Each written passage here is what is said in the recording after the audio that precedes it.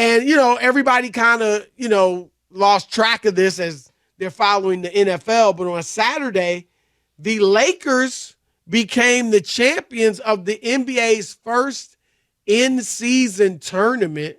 And Anthony Davis was a monster, led them to a victory over the Pacers with 41 points, 20 rebounds, and I believe 4 blocked shots. He was an absolute beast in that game. But LeBron James was named MVP of the tournament. LeBron had 24 points, 11 rebounds in the championship game. And look, LeBron was the MVP of the tournament, right? It was 7 games. He was the best player for the Lakers. They considered the entire 7 games. Yeah, it wasn't like a Final Four MVP. Yeah, I mean, Rob G, unless I'm wrong, if it was a final game, obviously it's AD. Okay. You could even argue Final Four, but certainly the whole tournament would have been LeBron. Rob G, what, you have any details on that? No, you're exactly right. They weighed the entire tournament, and LeBron James through the course of the tournament was absolutely sensational. Sure. Right. So they also are going to, and we're going to get into what this may mean for LeBron's legacy, if anything, but they are going to hang the banner. Now, this is a team, they got 17 championships, and they are going to hang the banner from the in-season tournament. And Rob G, lifelong Laker fan, is not happy about this. Rob G, give us the details. Yeah, we don't hang Pacific Division championships. We don't hang Western Conference championships. We only hang NBA championships. However, starting on December 18th against the New York Knicks, the Lakers will unveil an in-season tournament banner. It'll be a different shape and color than the title banner, so you can tell the difference. And they're only going to hang one with open space underneath it so that they can, assuming they win more going forward, just add the extra years that they end up winning. Open space beneath. I was going to say in-season tournament champion. There's only going to be one banner. And they'll update it. Yes. Right. I got to be honest. I like it. As long as they separate it, it's like in a different place, or, it's clearly differentiated from the championship banners. And I get it. You're right. They don't hang Western Conference banners even. And they are the Lakers, the glamour franchise of the NBA. But I think this goes further in legitimizing the tournament. Exactly. Which I think is good, right? I think 5-10 years from now, this will be kind of a big deal. Nobody wants it to be as big as a championship. It shouldn't be. But it is a fairly big deal. And I got to be honest, Rob G, I'm fine with it. I don't think it's Bush League. I don't think it's beneath the Lakers. I think this helps legitimize it. Well, here's the thing. If you have the tournament and you're taking it seriously like the NBA wants the players to do so, tap, New Orleans Pelicans, are you awake? Are you here? Little Vegas flu? Are you hungry? Yeah, you know that. Some of them at least. But if you want people to take it seriously, this is the way to do it, right? This is the way to do it. And while I think the overarching thing about the in-season tournament, the most damning quote is LeBron saying, when you guys give us something to play for, you see what's out there, like you're guaranteed, that's what your guaranteed contract is for, LeBron, in the regular season. Have something to play for, right? But I digress. If we're going to go ahead and do this thing, might as well do it to the fullest. I don't have a problem with them hanging the banner either. And let's be honest, if the Pacers had won that game and they hung the banner, I don't even know if we're even talking about it being an issue. The only reason why we're talking about it may potentially be an issue is because it's LeBron James that'll be one of the people on the court when the banner's hung. Rob G, what is your issue with it as a Laker fan? Seriously. It's because the Lakers have a standard that's different than everyone else in the NBA. And them and the Celtics, the only ones who only hang championship banners. Everybody else. But that's because they have so many. Well, that's because we have a different standard of winning. If we were the Sacramento Kings, then sure. If you're the Utah Jazz, fine. But not the Lakers, not the Celtics. I get that. Like, you could say, well, winning the Pacific Division or certainly the Western Conference Finals is bigger than winning this tournament, which is true and always will be. But I do think, and I've said this, Martin, years from now, I think people will add this tournament into the debates about players. Like, I think I brought this example up.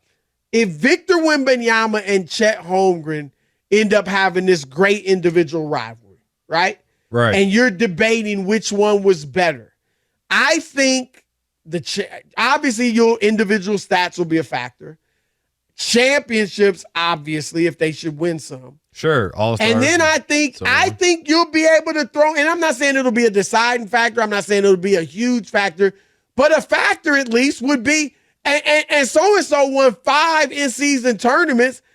So the other guy only won 2 or hasn't won any and lost 2 in 2 of the championship games. Like, I think it'll become something, and I think, like I said, hanging the banner, especially when you're the Lakers, does, I think, feed into my belief that later on in time, as years go by, this will become a factor. I disagree there. I don't imagine. I mean, if we're splitting hairs to that degree, leave me out of the conversation. We do, though. No, we do, though. But I mean, we really do, Martin. When we talk about LeBron versus Jordan or any other comparison, when you're talking about the all-time greats, I always say this, you nitpick. You have to, because they're so awesome and fantastic. LeBron James is phenomenal. Michael Jordan is phenomenal. The difference is minuscule. Sure, but I think that what this is with the in-season tournament is more akin to the play-in tournament, where this is another opportunity for the league to quote-unquote make stars.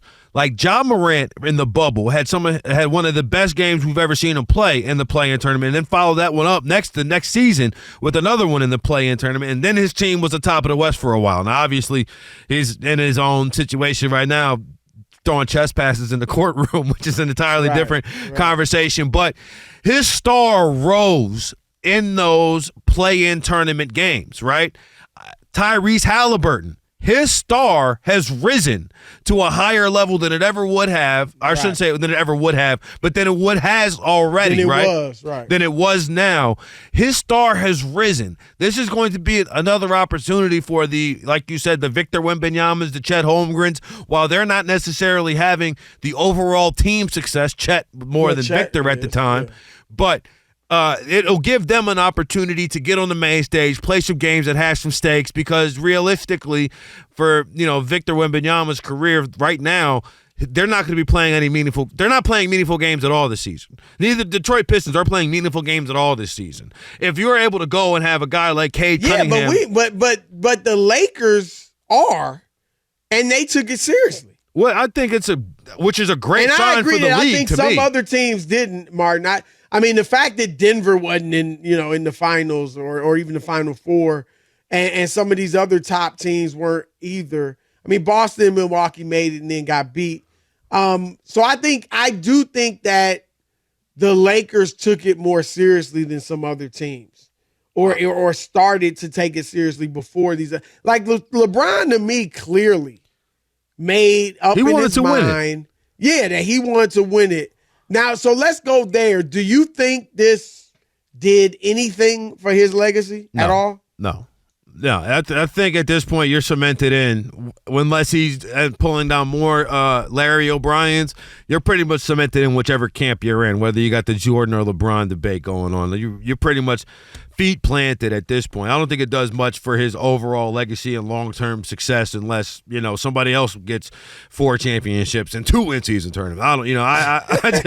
I can't bring myself to. Where are you at on the? I don't even know who you got, Jordan or LeBron. I'll go with Jordan.